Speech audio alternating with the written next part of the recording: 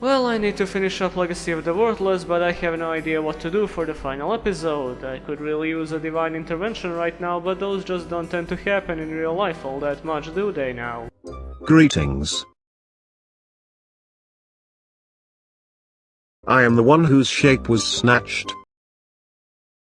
What the shit am I drinking? Have you considered violence? Nah, Omega Loop with KS. How about Natria? Nah, Traptrix built with Sacred Tree. Mist Valley is quite terrible. Boring. I've got it, gimmick puppets. Are you in my comment section? It seems that I'll have to resort to one of my many rods to bring you the revelation you seek. This rod opened up the hearts of even the worst of men, like Kevin Tewart. Wait, what are you doing?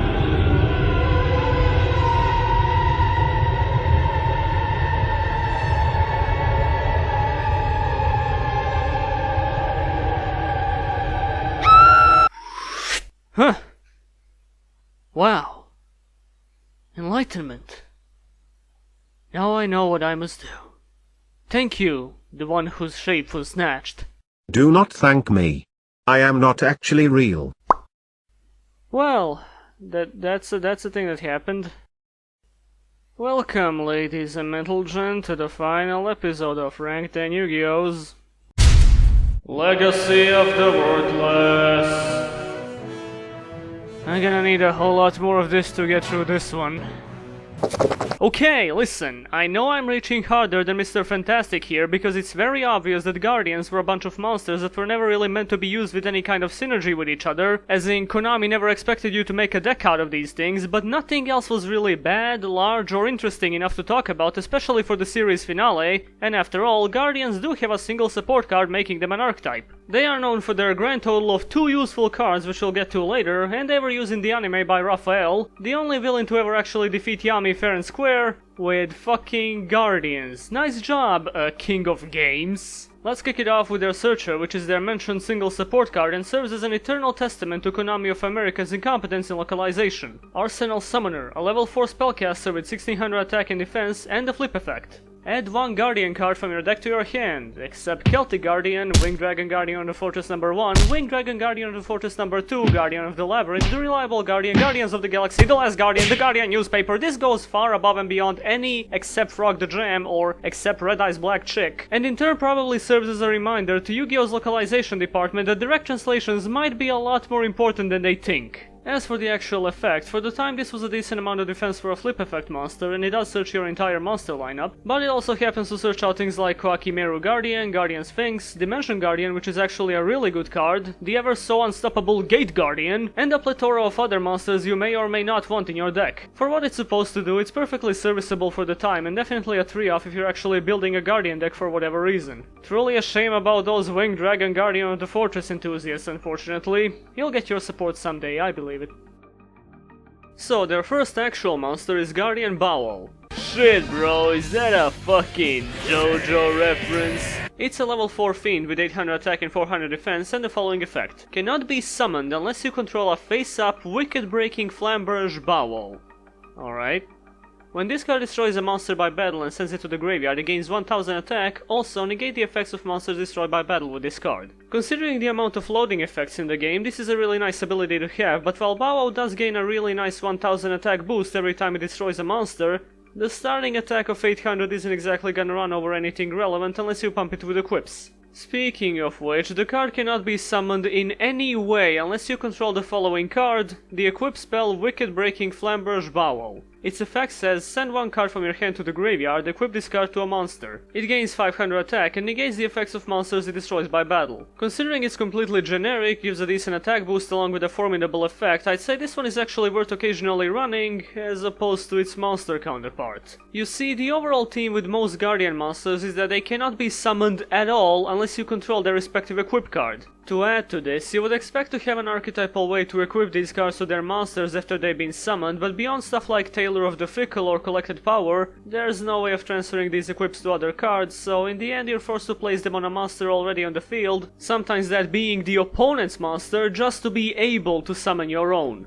This disaster continues with Guardian KS, a level 4 sea serpent with 1000 attack and 1800 defense that can only be summoned while you control a Rod of Silence KS. It's unaffected by spell cards and cannot be targeted for an attack, but it doesn't prevent the opponent from attacking you directly. Not sure why you would want to use spell effects to get rid of this thing in the first place, seeing how you can just attack over it, but I guess it could be used as decent tribute fodder back in the day. Being immune to Dark Hole, Lightning Vortex or Snatch Steal, along with avoiding destruction by battle at the expense of your life points, usually meant that KS could survive a turn or two before you draw something to continue your plays with, if we completely disregard the fact that you need to have the equip on the field to do so. Rod of Silence KS increases the defense of the monster it's equipped to by 500 and negates and destroys all spell cards that target that monster. I guess the underlying theme of the original few Guardian equips was to give other monsters on the field effects similar to the Guardians they're based on, but the most common usage of Rod of Silence is actually a bit more out there as opposed to giving simple spell protection. You see, earlier on I mentioned a certain Vylon loop, and that one goes like this. Also, take a shot every time I say the word equip here. You need to control a non-tuner Vylon monster, Rod of Silence which is equipped to said non-tuner, Vylon element which allows you to special summon a Vylon tuner from the deck each time a Vylon equip card you control is destroyed, and a single Vylon equip in your hand. Since every Vylon equip has an effect to search out another one when it's destroyed, by repeatedly equipping them to the monster with Rod of Silence on it, they all get destroyed and search out more of themselves, while in the meantime Vylon element special summons Vylon tuners, allowing you to go into Omega with at least 2 or 3 monster effect negations immediately available. It's not too consistent, but it makes Vylons more playable than the people suggesting me to review them would think. Now, what did all of this have to do with Guardians? Literally nothing whatsoever! Next monster! Here we have Guardian Elma, which would have been the first monster I looked at considering her level, but I felt I should initially elaborate on the archetype before going into her effect. She's a level 3 fairy with 1300 attack and 1200 defense, can only be summoned if you control a butterfly dagger Elma, and when she's normal or special summoned, you can equip one appropriate equip spell from your graveyard to discard. This is actually a somewhat decent effect, seeing how it lets you recycle some of your other Guardian equips or any other handy equip spell really, but there's only one slight problem with that. She is literally unsummonable! Wanna know why? Because Butterfly Dagger Elma is banned! Butterfly Dagger increases the attack of the monster it's equipped to by 300, and when it's destroyed and sent to the graveyard, you can return it to your hand. Guess which part of the effect got it banned? Obviously, it was the downright insane 300 attack boost which power creeped the poor vile germs out of existence! Jokey jokes aside, equipping this to Gearfried the Iron Knight made it so that you can infinitely activate and reactivate the card, leading to a lot of bullshit FTKs, most notably with Royal Magical Library. Seeing how you cannot even use a wild monster appears to summon Elma, the only way you could even have her be present on the field is by setting her, and then having her be flipped by an attack or card effect, meaning her effect is also impossible to activate. Fuckboys will say, a weapon doesn't make a warrior. Well, how do you explain this? The girl can't exist without it. Attachment issues, I guess. Next up is Guardian Ceal, a level 4 pyro with 1700 attack and 1400 defense, cannot be summoned unless you control a shooting starbow Ceal, and by sending one spell equipped to discard to the graveyard, you can target one monster the opponent controls and destroy it. A pretty decent effect, but it's dragged down by the fact that it specifically states the requirement of sending a card equipped to discard to the graveyard as opposed to any equip you control to activate it. If you're really running a dedicated Guardian deck, you might have another equip in your hand which you could use to blow things up after you summoned Ceal, but again, these are all some really specific conditions you need to fulfill just to destroy a single monster. I mean, at least it's not once per turn, and Ceal does have some decent attack for the time. When it comes to shooting Starbow Ceal, its only effect is that the equipped monster loses 1000 attack, but it can attack the opponent directly. I can imagine this being used ages ago with monsters that need to deal damage to activate their effects, because the 1000 attack decrease really isn't suitable if you want to deal any significant damage, but today it's pretty much outclassed by Moon Mirror Shield in that aspect. One use I can think of for this thing is equipping it to an opponent's monster to severely weaken it and then run over said monster with Ceal. It's not the most amazing combo, but at least it does something to progress the game state, which is more than I can say for the other Guardians so far.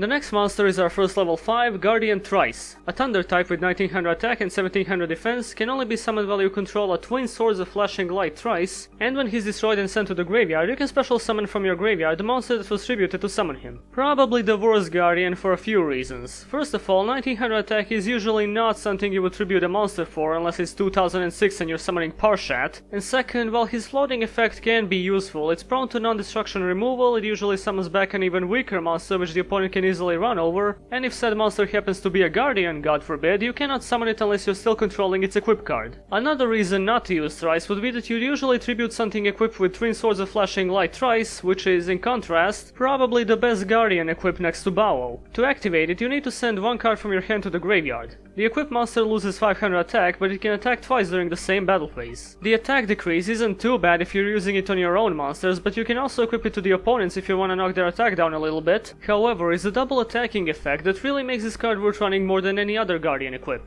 The cost can be tricky, but the card gets you closer to OTKs, and it has a short history of usage in quite a bit of equip-based OTK decks. Basically, what I'm saying is, if you're running this one, you're definitely not doing it to summon Guardian tryce. Now, the problem I want to address is the false advertising present here. It's called tryce, but it only lets you attack twice. What is this, Konami? Come on, tell us what's going on here. What are you doing? Where's your fucking artistic integrity, you pieces of shit? Guardian grarl is the other level 5, a dinosaur with 2500 attack and 1000 defense, can only be summoned if you control a Gravity X grarl, and he can be special summoned if he's the only card in your hand. Wait, am I seeing this right? Is this a guardian with a special summoning condition?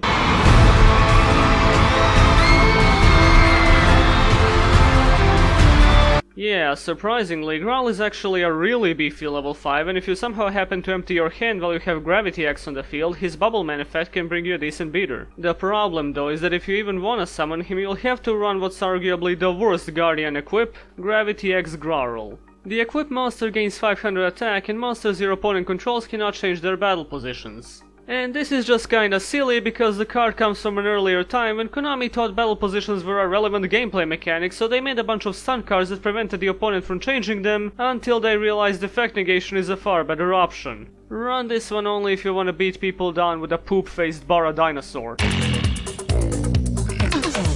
Now we're heading off to the last bit of Guardian support, which was admittedly made to function as independent as possible, seeing how it was made at least half a decade after the original wave of Guardians. The first one being Guardian Eados, a level 8 fairy with 2500 attack and 2000 defense, and the following effect. If you have no monsters in your graveyard, you can special summon this card from your hand. You can send one of your equipped spell cards equipped to this card to the graveyard, then banish up to 3 monsters from the opponent's graveyard, and if you do, this card gains 500 attack for each monster banished by this effect until the end of this turn. Although I can't say it does too much to support its own archetype, I have to commend the Eados for having a pretty unique summoning condition, which made it a fairly popular choice in anti-meta banishing based decks in so-called dimensional Eados builds. Not to mention, if you open multiples on your first turn, it's basically an instant rank 8, and if you open all 3 of them, you can edge very close to an OTK. The second effect is generally not used that much since dimensional Eados doesn't tend to run any equips, but it can arguably be useful in a Guardian deck since it actually gives you an additional use for your spells and can potentially get Eados to 4000 attack. If you're running a deck with Eados in it, there's no reason to run any less than 3 of them. However, it wouldn't be a Guardian without an equip spell, so here's Celestial Sword Eados. This card is always treated as a Noble Arms card, for some reason. Did they want Eados Noble Knights to be a thing? When this card is sent from the field to the graveyard, you can target one Guardian Eados you control, it gains 500 attack for each banished monster. It's nice that you don't have to control this to summon Eados, and you would think that the general idea is to use Eados as effect to dump this card, banish a few monsters, and then get an attack boost from Celestial Sword's effect, if there wasn't for that tiny when, which makes the card miss timing when used with Eados, the monster that's supposed to be using this thing. I have no idea why this card doesn't say if, I don't know if that was intentional or not, but even if it did say if, I wouldn't consider it anything more than a win more card for Eados OTK. And that would be the final Guardian card, so... we seem to be having some technical difficulties. I promise this will be dealt with as soon as... I mean, call me a crazy Kelly, but that kinda looked like a dual monster. Guardian Dreadscythe is a level 8 fiend that cannot be normal summoned or set, and can only be special summoned by its own effects. If Guardian Eados is destroyed by battle or card effect and sent to your graveyard, you can special summon this card from your hand. When this card is special summoned, you can equip one Reaper Scythe Dreadscythe from your deck to this card. You cannot normal or special summon, but you can set monsters. If this card is sent from the field to the graveyard, you can send one card from your hand to the graveyard to special summon this card.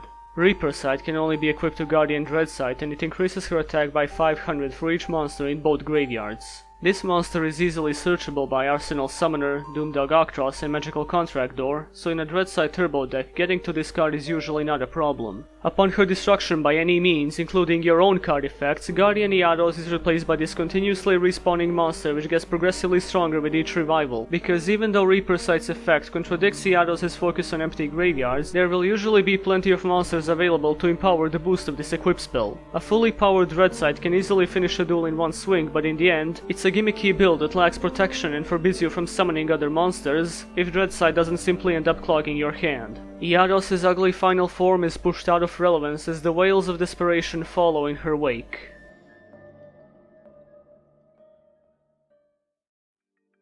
Can't seem to catch a break today, folks. First the Fedora Munch invades my house, then the 2007 MySpace emo avatar invades my video. But we're finally at the grading scale and it's not gonna be pretty. Arsenal Summoner is their only consistency booster and that's a flip effect monster. Power is mainly attributed to Iados and dreadscythe, but that's referring to some fairly inconsistent OTK strategies and the other guardians have no say in this matter. Comeback ability is something they almost had with dreadscythe, but again we're talking about a single monster only summonable when another extremely specific monster is destroyed, so that's out of the question too. Protection exists in the form of chaos, that should speak for itself. And unless you're playing Dimensional Iados, which is by all means not a dedicated Guardian deck, these guys cannot stand up against anything.